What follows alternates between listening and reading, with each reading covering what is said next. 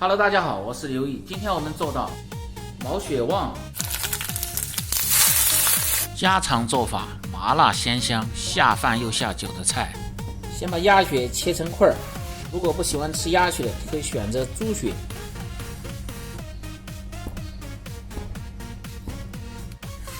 然后把黄喉打成梳子花刀，像这样方便入味，而且成熟是非常的快。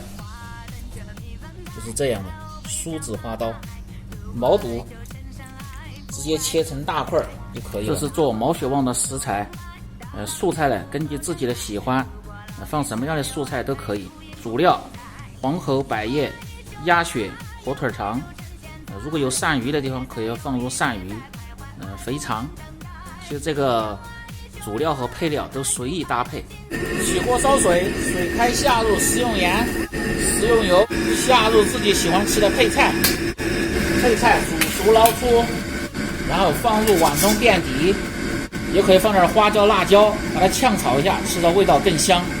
然后下入鸭血和肥肠汆水，开锅煮至1分钟，然后倒出，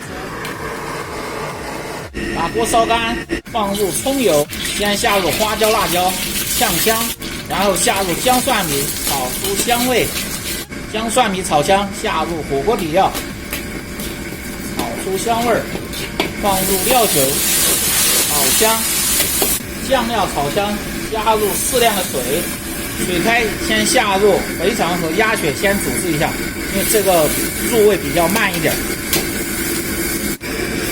煮至1分钟，下入火腿肠，调味放入盐、鸡精、味精、胡椒粉和少许的白糖。把黄喉、百叶先控干水分，把前面的食材煮至2分钟的时候，再下入黄喉、百叶。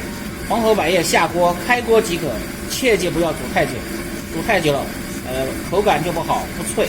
放入，好，煮开即可关火。出锅的时候放入香油和花椒油，好，放入垫有素菜的盆中，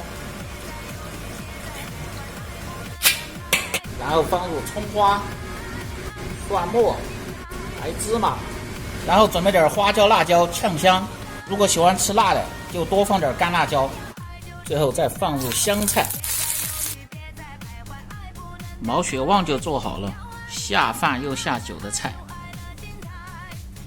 如果你每天不知道吃什么做什么的，就关注我，美食每天更新。好了，今天的视频就到这里了，关注西瓜视频美食留意，这里总有你喜欢的美食的做法。